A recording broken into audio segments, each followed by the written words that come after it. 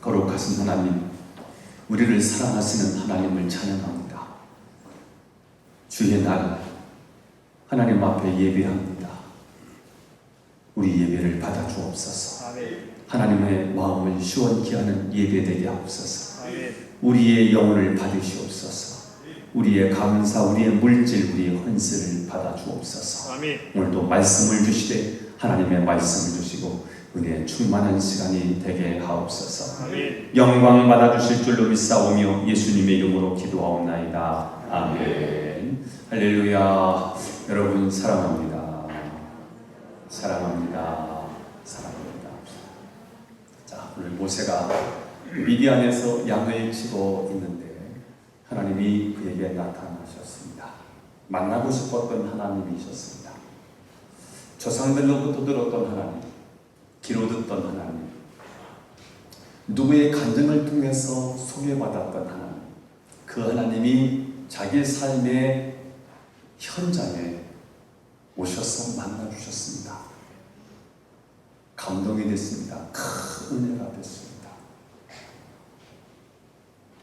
세상과 나는 간 곳 없고 정말 구속한 주님만 보이듯이 주님 한 분만으로, 주님 한 분만으로 충분할 정도로 큰 은혜가 그에게 있습니다.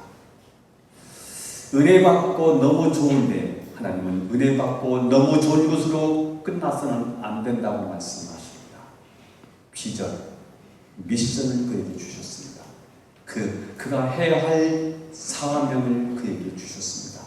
그것은 애굽 땅에서 노예 생활을 하고 있는 내 백성, 이스라엘 백성들을 건져내라는 것입니다. 죄에 사로잡혀 있습니다. 바로의 권세에 눌려 있습니다. 어둠의 세력에 사로잡혀 있습니다. 자기 힘으로, 자기 의지로 할 수 있는 일이 아무것도 없습니다. 눌려서, 붙잡혀서, 마귀가 시키는 대로, 바로가 원하는 대로 그렇게 살 수밖에 없는 인생이 쪄눌려서, 짓눌려서, 억압돼서 살고 있습니다. 그 백성을 건져내야 할 과업, 자기 백성을 건져내야 할 구원의 사명을 모세에게 주셨습니다. 모세는 그 사명을 감당해야 하지만 자기 처지로, 자기 형편으로, 자기 꼬라지로는 그 사명을 감당할 수 없다는 사실을 알게 됐습니다. 그래서 그는 이 핑계 저 핑계로 됩니다. 하나님, 나는 그 사명을 감당할 수 있는 힘이 없어요. 그리고 내가 하나님을 만났다고 그들에게 말하면 그들이 인정하지 않고, 내가 만난 하나님을 이야기하고 그들은 내가 만난 하나님을 절대로 인정해 주지 않으면서 여호와께서 너에게 나타나지 않았다, 이렇게 말할 것이 뻔합니다. 그래서 모세는 할 수 없다는 겁니다. 하기 싫다는 겁니다. 그래서 이 핑계 저 핑계를 대고 있는 것입니다. 모세의 핑계는, 모세가 말하는 것은 사실이었습니다. 자신을 지금껏 그렇게 찾고 있었던 그 하나님을 만났습니다. 그 하나님이 너무 좋았습니다. 감격했습니다. 그런데 내가 만난 하나님을 다른 사람들이 말했더니 다른 사람들이 그 하나님이 누구냐고 묻습니다. 내가 만난 그 신령한 영적 체험을 다른 사람들은 전혀 인정해 주지 않습니다. 이게 여러분 세상입니다. 우리가 가야 하는 세상이고 우리가 함께 살고 있는 세상이 바로 이렇습니다. 그럼에도 불구하고 모세는 애굽에서 노예 생활을 하고 있는 자기 백성들에게 가서 하나님의 위대한 구원 프로젝트를 알려야 합니다. 하나님의 계획이 너희들을 건져내는 것이다. 이 사실을 그들에게 알려줘야 합니다. 그리고 최고의 권력자 바로 왕에게 가서 하나님의 내 백성을 내놓으십시오 라고 말을 해야 합니다. 그러나 애굽의 현장은 결코 만만치가 않았습니다. 그들은 너무 강했고요. 이스라엘 백성들의 목은 뻣뻣해 있었습니다. 우리가 가야 할 현장이 바로 그렇다는 것입니다. 은혜 받고 사명 현장으로 돌아가면 다 될 것 같아요. 할 수 있을 것 같아요. 그러나 우리가 받은 은혜와 우리가 사는 삶의 현장은 전혀 맞지를 않아요. 현실과 말씀이 갭이 있어요. 은혜와 우리가 사는 삶의 현장과는 이렇게 차이가 있다는 사실을 우리가 현장에 가면 금방 느끼게 되는 것입니다. 나는 하나님으로부터 받은 사명, 이 사명을 감당해야 되는데 하나님이 주신 이 사명은 내 처지에 비해서 너무 큽니다. 감당하고 싶어도 내 능력으로, 내 힘으로는, 내 형편과 처지로는 도저히 그 사명을 감당할 수 없을 것 같습니다. 그래서 주저합니다. 해야 하는데, 당위성도 있는데 분명히 해야 하지만 내 꼬라지를 보니까, 내 형편을 보니까, 내 처해 있는 상황을 보니까 그 일을 할 수가 없을 것 같아요. 이때 하나님이 그 사명을 감당하도록 모세에게 3가지 표적을 주시면서 용기를 주셔서 애굽 땅으로 가게 하시는 장면이 오늘 본문입니다. 하나님은 모세에게 3가지 표적을 주시는데 지난주에 2번째 표적까지 나누었고요. 오늘 3번째 표적을 함께 나누려고 합니다. 오늘 먼저 지난주에 나누었던 표적을 함께 나누겠습니다. 정리하고 넘어가는 게 좋겠지요. 자, 모세의 첫 번째 표적은 무엇이었지요? 지팡이가 뱀이 되는 표적이었습니다. 모세가 지팡이를 던졌더니 뱀이 됐습니다. 하나님이 말씀하셨습니다. 뱀의 꼬리를 잡으라는 거예요. 독새의 꼬리를 잡으면 독사는 모세의 손을 부을 거예요. 그런데 하나님의 명령에 순종하여 꼬리를 잡았더니 그 뱀이 탁탁한 지팡이가 되었습니다. 자, 왜 하나님은 모세에게 애굽 땅에 가서 이스라엘 백성들을 건져오라는 이 메시지와 함께 애굽에 보내시면서 이 첫 번째 표적을 주신 이유가 도대체 무엇일까요? 당시 애굽에는 수많은 신들이 있었는데 다 신들입니다. 강도 신이고요, 바위도 신, 메뚜기도 신이고요, 이도 신이고, 파리도 신이고요, 다 신들입니다. 5만 신들을 다 섬기고 있습니다. 그 중에 가장 강력한 신, 가장 힘 있는 신으로 코브라를 섬겼던 것 같습니다. 최고의 강한 신 코브라예요. 그래서 코브라 앞에 다 사로잡혀 있어요. 코브라가 애굽의 최고의 신으로 믿고 있는 거예요.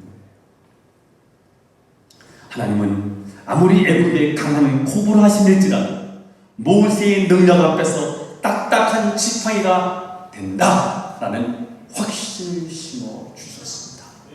애굽에는 수많은 독사들이 우글거리는 거예요. 독사는 틈만 생기면 사람에게 달려들고 사람을 물어서 사람을 죽이려고 하는 거예요. 이 독사가 얼마나 교활하고 거짓말을 잘하고 변덕스러운지 모릅니다. 그러나 이스라엘 백성들과 애굽 사람들의 교활함과 변덕도 결국은 모세의 손에 굴복된다라고 하는 확신을 심어 주셨습니다. 하나님은 모세를 보냈을 때 그냥 모세만 보내지 아니하시고 사탄을 이길 수 있는 능력까지 그에게 주셨다는 거예요. 하나님은 어떤 하나님이에요? 모든 신들 위에 뛰어나신 하나님이세요. 모든 신들은 피조물이라면 하나님은 전능자세요. 스스로 계신 하나님이세요. 그래서 모든 신을 꺾으실 수 있는 하나님이세요. 그 하나님이 내가 믿는 하나님, 내가 소개하는 하나님, 이스라엘 백성들을 저 노예에서 건져내주시는 하나님이시라는 거예요. 저는 이 확신을 가지고 여러분들이 살게 되기를 축복합니다. 첫 번째 표적이요, 내가 믿는 하나님은 전능하신 하나님 아버지시다. 내가 섬기고 내가 경배하는 하나님은 온 우주 만물을 창조하신 살아계신 하나님 아버지시다. 이게 믿어지기를 축복합니다. 이 첫 번째 표적이 저는 여러분의 표적이 되기를 축원합니다. 지금 우리가 이 땅에 살면서 가장 중요한 게 뭐예요? 하나님이 세상 신에 함몰되어 있는 것 같아요. 세상의 문명 앞에 하나님이 너무 작아져 있는 것 같아요. 세상에 물질 만능중 시대, 만문의 시대, 물질 앞에 하나님은 꼼짝도 못하는 하나님인 것 같습니다. 그러나 여러분, 우리가 다시 한번 큰 확신을 가져야 되는 것은 하나님은 모든 신들의 가장 위대하신 하나님이신 줄로 믿기를 축복합니다. 세상에 신들이 있습니다. 물질도 신인, 세상의 귀신들도 신이라고 말합니다. 모든 세상의 피조물을 다 꺾으실 수 있는 전능하신 하나님, 그 하나님이라는 사실을 모세에게 표적으로 보여주시는 거예요. 세상 최고의, 애굽에서 최고의 신, 최고의 무서운 신 코브라를 딱딱한 지팡이를 만드실 수 있는 하나님, 그 하나님을 믿고 애굽으로 가서 담대히 내가 창조주 하나님인 것을 선포하라 라고 말씀하신 것입니다. 여러분, 오늘 이 시대에 굉장히 우측되어 있습니다. 경제도 어렵고요, 코로나 때문에 사람이 옴짝달싹 하지 못하고요, 마스크 쓰지 않고서는 일상생활을 할 수 없는 이 시대에 코로나에 잠식되어서 하나님이 그냥 침묵하시는 것 같고, 하나님이 죽어 계신 것 같고, 하나님은 이 코로나 앞에도 꼼짝도 못하는 하나님 같습니다. 그러나 여러분, 우리가 꼭 기억해야 되는 것은 하나님은 코브라를 딱딱한 지팡이로 만드시는 전능하신 하나님이심을 믿게 되기를 축원합니다. 이 확신이 있어야 돼요. 그래 우리가 이 세상을 이겨요. 이 세상에 가서도 세상 사람들을 건져낼 수가 있는, 다시 한번 여러분들에게 선포합니다. 여러분과 제가 믿는 하나님은 창조주 하나님, 전능하신 하나님, 무소부재의 하나님, 모든 신들을 꺾으시는 전능자 하나님이심을 믿게 되기를 축원합니다. 모세에게 주셨던 두 번째 표적이 뭐였지요? 나병 표적이었습니다. 하나님께서 모세에게 이 표적을, 두 번째 표적, 나병을 고치는 이 표적을 주신 이유 도대체 무엇입니까? 아마 나병 환자가 많아서이기 때문일 것입니다.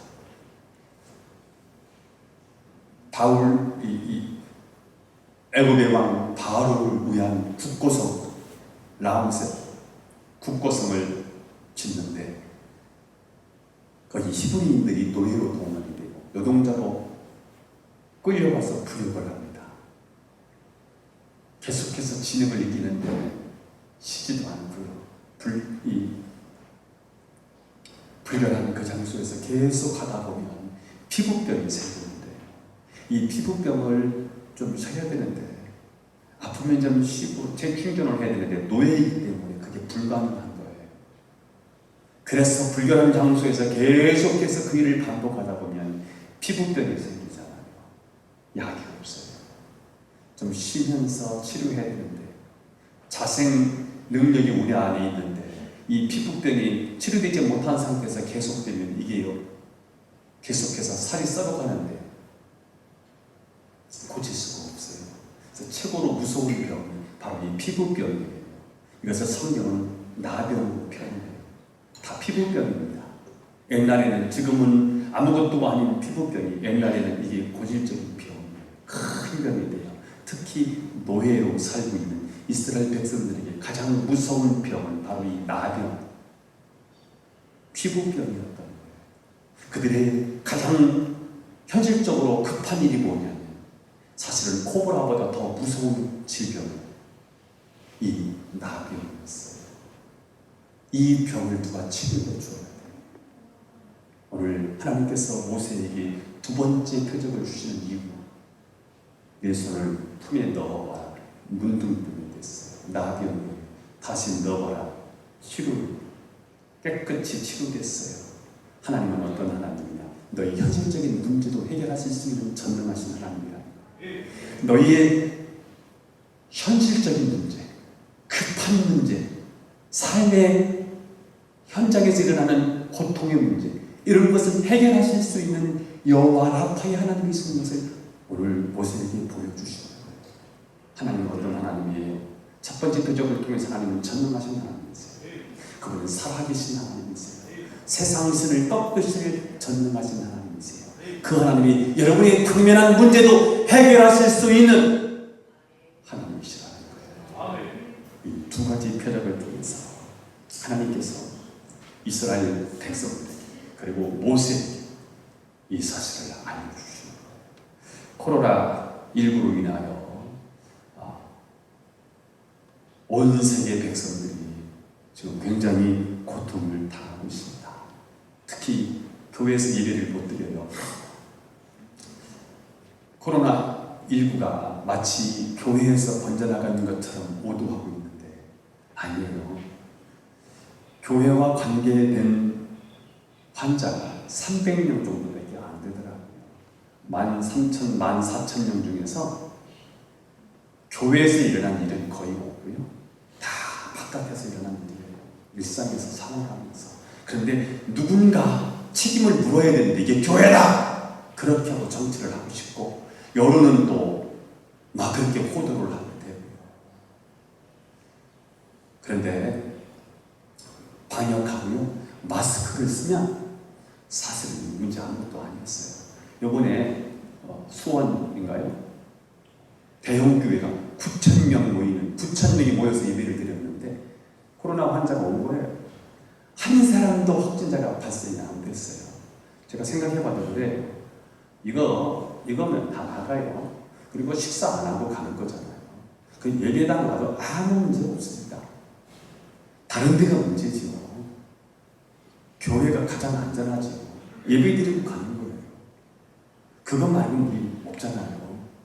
그러면 코로나 환자가 혹 왔다가 갈지라도 그 사람만 2분 격리되고 그 사람만 치료되면 되는 거예요. 어차피 그런 사람이 교회에 올 수도 있어요. 올 가능성도 많이 없지만 그 사람이 와도 사실은 2주만 예배 못 드리고 다시 예배를 드리면 되는 일이거든요. 우리가 세상식에 너무 쫄아있어요.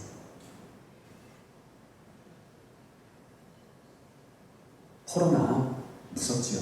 조심해야지요. 마스크 꼭 써야 되고요. 수칙을 잘 지켜야 됩니다. 그러나 코로나가 전체를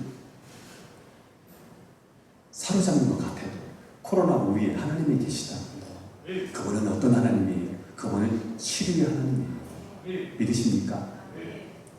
여러분, 모든 재난과 고통과 죽음의 뿌리가 뭐예요? 죄잖아요. 죄. 이 죄에서 왔어요. 모든 사람이 죄를 범했음에 하나님의 영광이 이르지 못하더니 우리 모두는 하나님의 영광이 이뤄야 되는 사람이에요. 하나님의 축복을 받아야 되는 사람이에요. 그런데 죄를 범했어요. 모든 사람은 죄를 범했으니 하나님의 영광이 이르지 못해요. 이 죄 문제를 뽑아내면 되는 거예요. 죄의 뿌리를 뽑아내면 되는 거예요. 문제는 우리는 죄의 뿌리를 뽑아낼 능력이 우리에게는 없다는 거예요. 우리의 애씀, 우리의 노력, 우리의 눈물로 해결이 안 돼. 우리가 수행하고 도를 닦아도 선행하고 착한 일을 많이 해도 참선을 해도 이 죄의 뿌리는 해결이 안 돼. 그 사실을 아시고 하나님이 사람의 몸을 입고 이 땅에 오셔서 우리의 죄를 그동안 과거에 지었던 죄, 지금 지은 죄, 앞으로 모든 지을 죄까지 다 그분이 뒤집어 쓰셨어요. 역사의 하나님, 시간의 하나님이 과거, 현재, 미래를 다 짊어지셨어요. 그리고 골고다에서 십자가에 못 박혀 피 흘려 죽으시면서 우리의 죄를 다 해결해 버리셨어요. 끝장내 버리셨어요. 그분이 죽음으로 우리의 죄를 대속하셨어요. 죄의 뿌리를 뽑아낸 거예요. 그리고 그분은 3일 만에 부활하셔서 우리에게 영생의 길을 열어주셨어요. 우리가 재난을 당할 수도 있고요. 코로나 걸릴 수도 있고요. 우리가 수많은 질병이 걸릴 수 있어요. 심지어는 우리가 죽을 수도 있어요. 그러나 예수 그리스도 안에 있는 자에게는 결코 정죄함이 없다. 예수 그리스도 안에 있는 자에게는 결코 정죄함이 없다. 사망에서 생명으로 옮겼느니라. 우리는 천국 가는 거예요. 어쨌든지 이 땅에 마감해야 되는데 마감하면 천국 가는 거예요. 왜냐하면 그분이 죄 문제를 해결하시고 죄의 뿌리를 뽑아내시고 그분이 구원의 길을 열어주셨고요.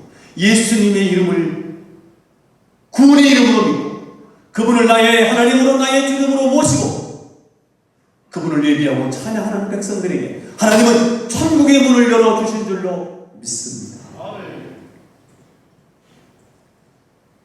하나님은 모세를 애굽 땅에 보냈을 때 그냥 보내지 아니하시고요, 사탄을 꺾을 수 있는 권세, 사탄을 이길 수 있는 권능을 그에게 주시고 보내주셨다. 이 사실을 믿으시고 예수님의 이름으로 어둠의 권세를 이기시고 세상의 신을 깨뜨리고 모든 질병을 이기시는 저와 여러분이 되실 수 있기를 예수님의 이름으로 축원합니다. 자, 두 번째, 모세의 세 번째 표적은 무엇입니까? 오늘 여러분과 함께 나눌 이야기입니다. 나일 강물이 피가 되는 표적입니다. 따라서 해보겠습니다. 나일 강물이 피가 되는 표적. 나일 강물이 피가 되는 표적. 자, 오늘 세 번째 표적을 주신 이유가 무엇일까요? 오늘 세 번째 표적을 통해서 하나님은 우리에게 주시기를 원하시는 메시지는 무엇일까요? 9절 말씀을 읽어보도록 하겠습니다. 시작. 그들의 이 두 이적을 믿지 아니하며 내 말을 듣지 아니하거든 너는 나일 강물을 조금 떠다가 땅에 부으라. 내가 떠온 나일 강물이 땅에서 뭐가 된다? 피가 된다. 자, 여러분, 이 표적은 좋은 표적이 아닙니다. 이것은 지금까지 먹고 마시고 잘 살던 유일한 원천이었던 나일 강의 피가 되게 하겠다고 하는 말씀입니다. 이 계획은 애굽인들에게 임한 하나님의 심판입니다.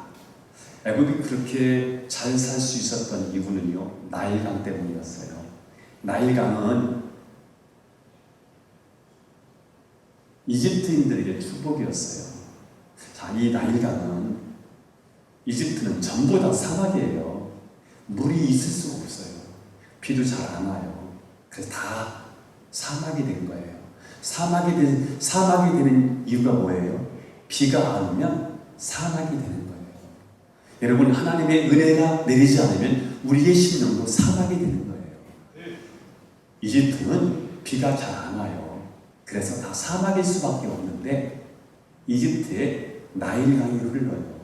이 나일강을 중심으로 이집트 문명이 발달하는 거예요. 저 아프리카에서 물이 흘러요. 흘러서 어디로 가느냐? 이집트로 흘러오는 거예요. 지도책을 보면 이렇게 이집트가 위에 있고 밑에 아프리카가 있지 않습니까? 근데 물이 밑으로 흘러가잖아요. 지도책으로 보면. 거꾸로 흘러요. 이렇게 흘러요. 그래서 이 물이 이집트를 관통하기 때문에 나일강을 중심으로 해서 도시가 형성되고 찬란한 이집트의 문의 꽃을 피운 거예요. 그러므로 이집트에서 이 나일강은 젖줄이에요. 생명줄이에요. 그래서 이집트 사람들은, 애굽 사람들을 나일강을 하나님으로 신으로 섬긴 거예요. 이게 이집트인들에게는 축복이었는데요. 첫 번째 재앙이 뭐예요? 이 나일강을 핏물로 다 만들어버리겠다는 거잖아요. 이 젖줄을 끊어버리겠다는 거잖아요. 이 사인이 오늘 세 번째 표적인 거예요. 젖줄을 끊어버려요. 생명을 끊어버리는 거예요. 즉, 그동안 하나님이 주셨던 모든 축복을 거두시겠다는 거예요. 하나님은 모세를 보내시면서 지팡이가 뱀이 되는 표적과 나병 표적을 보여주셨는데, 그래도 그들이 믿지 않으면 세 번째 표적을 통해서 이미 주신 축복을 빼앗아가겠다라는 영적인 메시지가 담겨있는 표적이 오늘 세 번째 표적입니다. 그동안 하나님이 그들에게 건강의 복을 주셨어요. 물질의 복을 주셨어요. 자녀들이 잘 되는 복을 주셨어요. 그런데 이제 첫 번째, 두 번째 표적을 통해서도 하나님을 거부하면 하나님이 그동안 주셨던 이 축복을 거두시겠다는 거예요. 하나님 은혜에서 제외시켜버리겠다는 거예요. 하나님은 이스라엘 백성들 중에서 끝까지 하나님을 거부하는 자들을 애굽 사람들과 함께 멸망시킬 것을 표적으로 보여주시는 말씀이 오늘 세 번째 표적인 거예요. 두 번째 표적을 가지고도 안 되는 세 번째 표적은 뭐예요? 젖줄을 끊어버리는 거예요. 지금까지 내가 내 힘으로 사는 줄 알았어요. 내 지식으로 내 배경으로 사는 줄 알았어요. 내가 이 정도 힘이 있으니까 이렇게 살 수 있다고 생각했어요. 그런데 쓰러지지 않도록 누가 받치고 계셨냐면 하나님이 받치고 계셨던 거예요. 건물이 쓰러지는데 기둥을 받치지요. 이 건물은 쓰러지는 게 마땅한데 이 버팀목 때문에 그동안 유지되고 있었는데 버팀목을 치워버리면 이 건물은 쓰러지는 거지 않습니까? 하나님께서 모세에게 이 표적을 주셨어요. 이스라엘 백성들이 첫 번째 표적, 두 번째 표적 뭔 얘기지요? 하나님은 전능하신 하나님이라는 걸 알려주셨어요. 창조주 하나님이시라는 거예요. 그분은 너의 질병을 치료하셔. 너의 현실적인 문제도 해결하실 수 있는 하나님이에요. 표적을 보여주셨어요. 이 하나님을 믿잖아요. 그러면 세 번째 표적은 뭐냐면 하나님이 젖줄을 끊어요. 그동안의 축복의 통로를 막아버리는 거예요. 은혜를 하나님이 거두세요. 그동안 하나님이 은혜로 살았어요. 하나님 은혜로 덮어주었어요. 하나님 은혜가 사라져요. 하나님 영광이 사라져요. 그러면 메마른 거예요. 상박한 거예요. 나무를 꺾으면 금방 나무가 죽지 않았어요. 근데 조금 있으면 이게 메마를 거예요. 자, 예수님이 3년의 공생애를 마치시고 이제 예루살렘에 입성하셨어요. 첫째 날 입성하시고 그 다음날 월요일날 예루살렘 성전을 청결하셨어요.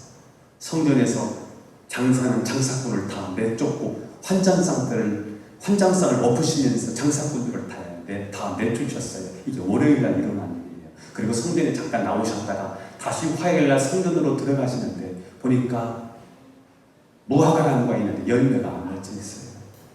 이 무화과는 유대교를 상징해요. 열매가 없어요. 유대인들을 상징해요. 삶의 열매가 나타나지 않아요. 그래서 예수님이 그 무화과를 저주해버려요.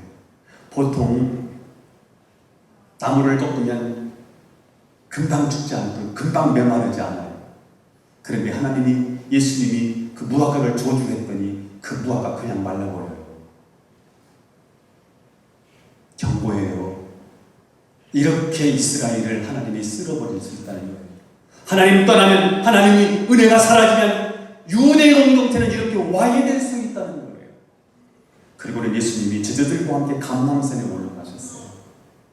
감람산에서 예루살렘 성전까지 가시선상으로 1.5km 정도, 1km, 2km 이 정도 눈에 확 보여요. 근데 그 성전이 46년 동안 지어진 성전이기 때문에 얼마나 웅장하고 크고 화려했겠어요. 그 모습을 보고 제자들이 감탄합니다. 와! 뷰티풀.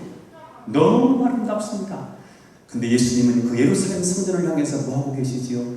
꺼이 눈물을 흘리세요. 예루살렘아, 예루살렘. 내가 너희를 품으려고 얼마나 애썼는지 알아. 암탉이 병아리를 품는 값이 내가 너희를 품으려고 얼마나 선지자를 보내고 얼마나 많은 예언자를 보내고 세례 요한까지 보냈고 마침내 너희들이 나를 죽이려 한다. 이렇게 하면서 예수님이 통곡을 하시는 장면입니다. 그러면서 예수님이 이 성전이 무너질 것이다. 돌 하나도 돌 위에 남지 않고 다 홈으로 죽어갈 것이다. 그게 AD 70년 타이투스 장군에 의해서 노마가 쳐들어왔어요. 끝까지 마사다에서 유대의 열심당원들이요 끝까지 항전을 벌이다가 거기서 다 죽습니다. 그리고 유대는 망하고요. 그들이 다 뿔뿔이 전 세계로 흩어져서 노예로 팔려가고 그러면서 국권 없이 나라 없는 사람이 얼마나 비참한지 여러분 아시지 않습니까? 내가 가야 할 돌아갈 나라가 없는 거예요. 나를 품어줄 나라가 없는 거예요. 나를 지켜줄 나라가 없는 거예요. 이 비참함, 이 참혹함을 유대인들이 다 고스란히 경험하게 된 거지 않습니까? 왜 유대가 망했을까요? 예루살렘이 멸망한 이유는 무엇일까요? 예루살렘 성전이 파괴된 이유가 무엇일까요? 메시아를 거부했기 때문입니다. 하나님의 말씀을 하나님의 말씀으로 받아들이지 않고 하나님의 말씀을 기쁨으로 듣고 하나님의 말씀을 거부했을 때 하나님의 은혜가 사라지는 거예요. 이게 최고의 저주입니다. 이것이 바로 최고의 하나님의 심판인 거죠. 그렇습니다. 하나님을 떠나면 하나님을 거부하면 하나님이 천국을 막으세요. 은혜를 막으세요. 하나님의 축복을 거두세요. 지금 높은 자리에 있다고 여러분 자만하시면 안 됩니다. 돈 푼개나 있다고 돈 자랑하시면 안 됩니다. 공부를 좀 많이 했다고 공부 많이 한 거 자랑하시는 거 하나도 없습니다. 어느 한순간에 멈출 수 있어요. 요즘 정치인들이 추락하는 모습을 보지요. 저렇게 훌륭한 말을 하면, 저렇게 멋진 말을 하면 저 사람은 그렇게 잘 살 수 있을 거다 생각을 했어요. 근데요, 그렇게 말했던 사람들이 다 무너졌어요. 하늘을 뚫었던 그 권력이 한순간에 날아가 버립니다. 그렇게 잘 살던 사업이 한순간에 무너질 수 있고, 그렇게 잘 다니던 직장이 그 다음날 오지 말아갈 수 있고요. 우리 미래가요, 하나님이 지켜주셔야 돼요. 하나님의 은혜가 여러분 삶 속에 머물러야 돼요. 아멘 하는 사람만 복 받고 할렐루야. 네. 그렇게 되셔야 돼요. 하나님 은혜가 떨어지면 우리는요 끝나는 거예요. 지금 이만큼 우리가 사는 하나님이 지켜주시기에요. 하나님 우리를 보호해 주셨기 때문이에요. 하나님이 다치고 있었던 기회때를 하나님이 거두시면, 하나님이 우리를 다치고 있던 버팀목을 하나님이 거두시면 우리는 그 순간에 쓰러지고 마는 거예요. 이 세 번째 표적은 바로 이것을 보여주십니다. 요즘 미국은 코로나 확진자가 총 300만 명이 넘었었어요.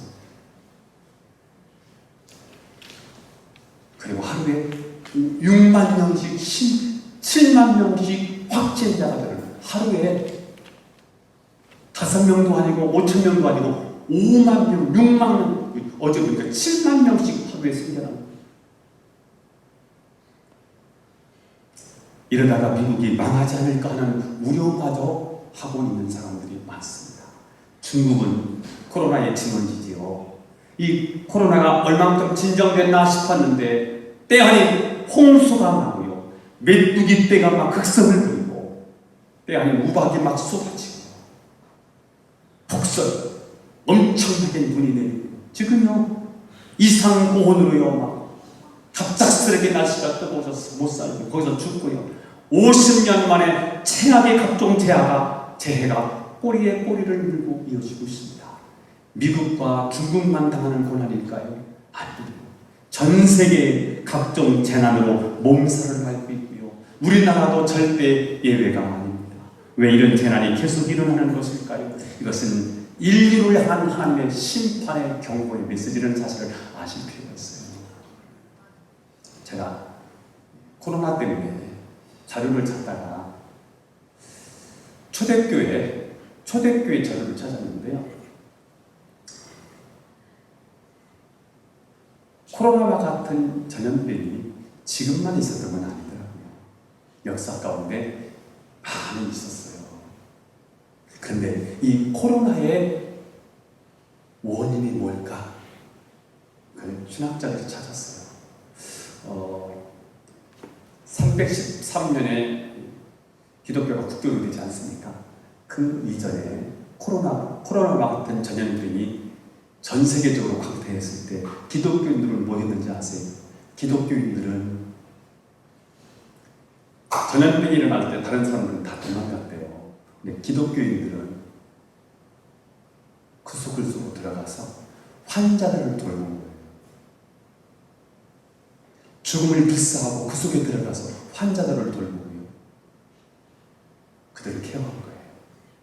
그래서 기독교가 국교로 되는데 이 전염병이 한 몫을 했다.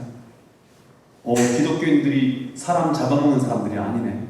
뭐 사람들 잡아서 피채 먹는 데더니 그런 사람들이 아니네. 이렇게 좋은 사람들이네. 그랬다는 거예요. 그러면서 그 목회자와 그 당시의 신학자가 이 코로나의 원인이 뭘까 찾아내는 게 뭔지 아세요? 하나님의 심판으로 정리했어요. 누구를 향한 하나님의 심판으로 봤는지 아세요? 기독교인들의 심판으로.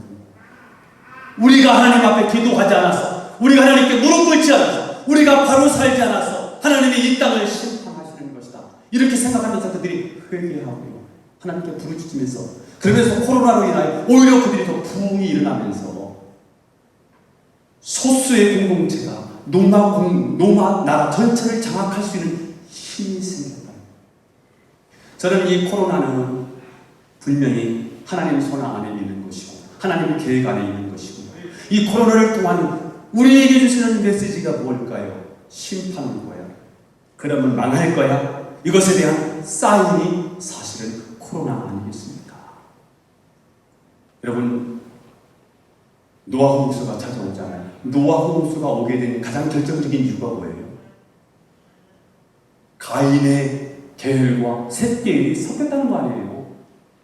누가 창세기 6장에 보니까 하나님의 아들들이 사람의 딸들을 좋아해서 그들과 결혼했다는 거예요. 섞였다는 거예요. 하나님의 백성이 세상을 동경했어요. 세상의 물질을 동경했어요. 세상의 문명, 세상의 문화를 좋아했어요. 그래서 그들과 섞였어요. 그래서 괴물이 나오는 거예요. 네프림이 나오는 거예요.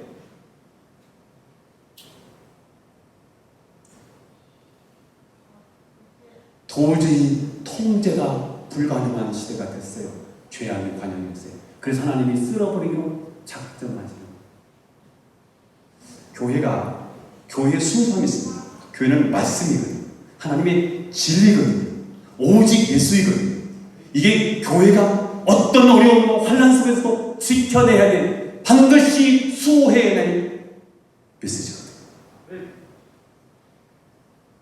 근데 세상을 좋아하고요. 세상 것이 교회에 다 와 있어요. 교회가 다 받아들였어요. 그래서 교회와 세상의 전혀 구분이 안 돼요. 저 사람이 예수를 믿는다는데 예수 믿는 표가 하나도 나지. 이게 지금 우리 한국교회 아닙니까?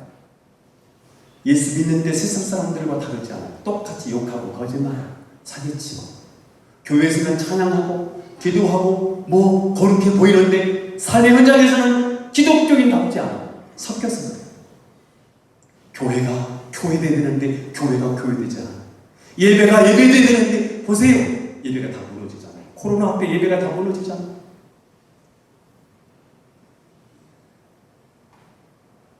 이것에 대한 하나님의 징계 사인입니다. 심판에 대한 하나님의 메시지가 담겨 있는 것입니다. 복음성가를 그래서 한번 제가 기록을 했어요. 교회를 교회되게, 예배를 예배되게 우리를 사용하소서. 진정한 부흥의 날 오늘 임하도록 우리를 사용하소서. 저는 우리 교회가 교회되기를 바랍니다. 아멘. 여러분들이 드리는 예배가 되기를 바랍니다. 아멘. 영상 예배에 한계가 있다는 사실을 아시지요? 하나님은 하나님의 백성들이 한 곳에 모여서 하나님의 성을, 하나님의 위대하심을 노래하고 찬양하길 원하세요. 그 예배를 하나님이 받으시길 원하세요. 여러분, 예배는 설교 듣는 게 예배가 아닙니다. 설교는 예배 속의 한 순서입니다. 물론 설교는 예배 가운데 가장 중요한 위치에 놓여 있는 것은 맞습니다. 그러나 설교 들었다고 예배를 드리는 건 아닙니다.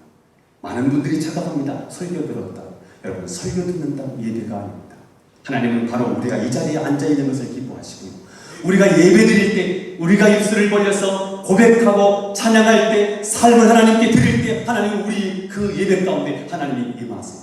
하나님이 임재하세요. 오셔서 우리 예배를 받아주시고 오셔서 우리의 삶을 치료하시고 회복해 주시는 줄 믿습니다. 예배가 회복되기를 바랍니다. 우리를 사용하소서. 진정한 부흥의 날 오늘 임하도록 우리를 사용하소서. 여러분, 하나님 앞에 여러분이 사용되기를 축복합니다. 아멘. 하나님이 메신저를 보내시면서 반드시 그 말씀에 대한 순종을 요구하십니다. 하나님의 말씀은 들어도 되고 듣지 않아도 되는 말씀이 아닙니다. 하나님은 사람을 보내시어 자신의 뜻을 전달하십니다. 그러면 그 보냄받은 자가 아무 보잘것 없는 것처럼 느껴질지라도 그 사람의 말을 들어야 하는 것입니다. 거부하면 거부한 것으로 끝나는 것이 아니라 그동안 주셨던 축복을 빼앗아 가시는 심판이 있다는 사실을 기억하셔야 됩니다. 여러분들이 지금 누리고 있는 건강의 축복, 어느 한순간에 하나님이 건강을 주실 수 있어요. 여러분들이 물질의 부유를 누리고 있습니까? 그 물질의 고리를 하나님이 차단하실 수 있어요. 여러분들이 백그라운드를 하나님이 어느 순간에 다 다 제거하실 수 있습니다. 오늘 우리가 듣는 복음은 순종해야 할 말씀이지 들어도 되고 듣지 않아도 되는 말씀이 아니라는 사실입니다. 이 말씀을 거부할 때 그 집에는 심판이 임한다. 죽느냐 사느냐 축복이냐 저주만 있는 거예요. 그 복음을 받아들이는 축복이고 그 복음을 받아들이지 않으면 저주예요. 중간은 없어요. 축복입니까 저주입니까? 구원입니까 심판이십니까? 10가지 재앙 가운데 마지막 재앙은 막 죽음의 천사가 애굽 전역을 치자는 하나님이 말씀을 선포되었어요. 피를 뿌려라. 그 말씀을 듣고요 순종해서 자기 집에 문사방에 피를 바른 집만 살아났어요. 말씀을 듣고 순종하셔야 돼요. 저는 여러분의 심령에 주님의 보혈이 뿌려지기를 바라요. 여러분의 삶에 예수 그리스도의 존귀한 보혈이 뿌려지기를 축복합니다. 여러분의 직장도, 여러분의 가게도, 여러분의 자녀에게도 하나님의 존귀한 보혈이 뿌려지기를 축원합니다. 말씀을 정리하겠습니다. 하나님은 모세에게 당신이 어떤 분인지를 3가지 표적을 보여주시면서 애굽에 보내주셨습니다. 목적은 구원이었습니다. 살려내는 것이었습니다. 하나님은 누구이십니까? 첫 번째 표적을 통해서 하나님은 전능하신 하나님, 그분은 너희들을 보호하신 하나님. 두 번째 표적을 통하여 그 하나님은 치료하신 하나님, 너희 문제를 해결해 주시는 하나님. 자, 그런데 그들이 이런 하나님의 말씀을 믿지 않고 모세가 전한 말씀을 끝까지 거부하면 애굽 사람들과 같이 하나님의 심판을 면할 수 없다라는 말씀을 해주셨습니다. 우리를 복음의 증인으로 하나님께서는 우리를 다시 세상에 보내십니다. 모세가 세상에 나가기 원하지 않았던 것처럼 우리도 세상에 나가서 내게 임하신 하나님의 영광을 말하고 싶지 않습니다. 혼자 조용히 믿고 싶습니다. 아무 책임도 지지 않고 골치 아픈 사람도 만나고 싶지 않습니다. 그냥 조용히 나 혼자 예수만 믿고 싶습니다. 그러나 그것이 하나님 앞에서 절대로 용납되지 않는다는 사실입니다. 가장 까다롭고 배악한 사람들을 향해서 가라고 말씀하십니다. 내가 도저히 사랑할 이유가 없는 바로 그 사람을 사랑하며 그 사랑을 품고 기도하라고 말씀하십니다. 그 부르심에 순종할 때 하나님께서 이 땅에 하나님 나라를 이루어 가실 것이고 모세를 통해서 민족을 구원하는 것처럼 저는 오늘 시대 제2의 또 다른 모세가 되셔서 여러분도 살고 여러분의 가정도 살리고 여러분 주변에 있는 모든 아직 하나님께로 돌아오지 못한 영생 주시로 작정한 그들도 구원해내는 구원의 사도 모세가 될 수 있기를 예수님 이름으로 축원합니다. 기도드리겠습니다. 하나님 아버지, 오늘 우리를 사랑하셨고 말씀을 들려주셨기 감사합니다. 이 말씀 붙잡고 평생 살아가게 하시고 하나님이 어떤 하나님이신지를 기억하게 하옵소서. 전능하신 하나님, 우리 문제를 해결하신 하나님, 치료하신 하나님, 그러나 그 말씀을 들음에도 불구하고 여전히 하나님을 거부하고 말씀을 외면할 때 마침내 심판을 통해서 내가 하나님의 것을 증거하신 하나님의 것을 알게 되었습니다. 이 하나님이 오늘도 우리를 치료하시고 회복해 주시고 이제 하나님이 원하시는, 하나님이 기뻐하시는 전도의 사명, 영혼 구원의 사명을 우리가 감당하게 하옵소서. 예수님의 이름으로 기도하옵나이다. 아멘.